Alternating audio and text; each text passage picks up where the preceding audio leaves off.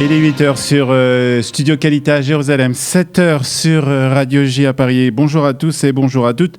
Shavua Tov, c'est le premier rendez-vous avec l'actualité israélienne ce matin. Olivier Granilik est au micro pour ce premier rendez-vous avec l'actualité donc israélienne.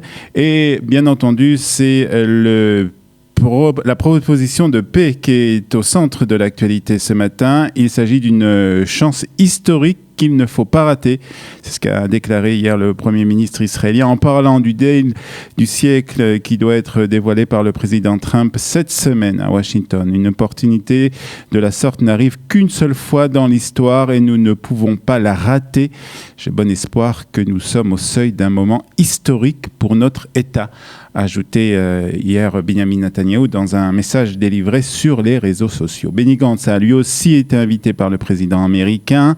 Le chef du parti bleu-blanc s'est envolé ce matin pour Washington. Il rencontrera le président Trump demain et reviendra en Israël mardi pour les débats sur l'immunité du Premier ministre qui doivent donc débuter cette semaine. Le plan de paix conçu par le président Trump marquera l'histoire comme un jalon important permettant à différents acteurs au Moyen-Orient d'aller enfin de l'avant avec un accord régional historique, a déclaré hier Benny Gantz. Pour le moment, on ne sait pas beaucoup de choses sur ce deal du siècle qui sera proposé par le président Trump, mais selon quelques révélations qui ont été faites par la télévision israélienne, en particulier par Amit Segal de Chatshot 12, cette proposition de paix prévoit l'annexion par Israël de 80% des villages en Judée-Samarie et une continuité territoriale, le désarmement par l'autorité palestinienne de la bande de Gaza et enfin de processus un État palestinien en Judée-Samarie et aussi dans la bande de Gaza. Ce qui a provoqué des réactions politiques, particulièrement du côté de la droite de l'échiquier israélien, avec Ayelet Shaked, par exemple, du parti Yemina. Nous ne connaissons pas tous les détails, mais je peux dire que nous ne permettrons pas que des terres soient cédées à des Palestiniens ou à quiconque. Notre terre est à nous. De plus, nous ne permettrons pas la reconnaissance d'un État palestinien, a déclaré donc Ayelet Shaked du parti Yemina. Du côté palestinien, c'est le refus total de cette proposition, avant même que les détails soient connus par les responsables palestiniens.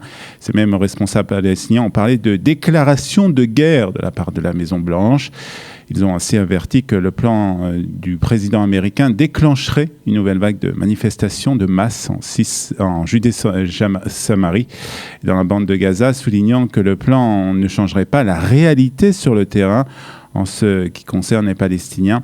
Les responsables ont appelé aussi à une série de manifestations pour déjouer la conspiration américano-sioniste. En tout cas, les termes employés par les responsables de l'autorité palestinienne. Mercredi, je vous rappelle que le président Mahmoud Abbas avait souligné l'importance du rôle français et européen pour sauver le processus de paix dans la région lors d'une rencontre avec le président français Emmanuel Macron qui s'était rendu à Ramallah, siège de l'autorité palestinienne. D'ailleurs, dans quelques instants, nous aurons une interview exclusive d'Emmanuel Macron, le président de la République française. Interview donnée à Frédéric Aziza lors de son retour après son voyage ici en Israël. Cette semaine sera marquée aussi par les discussions sur la levée de l'immunité du Premier ministre israélien. Des débats sont prévus pour ce mardi. On prévoit déjà des houleuses discussions. Le chef du parti d'Israël, Beitenu, Avigdor Lieberman, a déjà annoncé que les députés devraient se concentrer uniquement sur l'immunité. Il a même accusé Benjamin Netanyahu d'avoir fait pression sur le président Trump pour que ce dernier propose ce plan le jour où les débats sur l'immunité du Premier ministre se dérouleront à la Knesset. Présenter ce plan 5 semaines avant les élections, précisément le jour où les débats sur la destitution du Premier ministre est décidé, empêchera une discussion de fond et approfondie sur une initiative politique.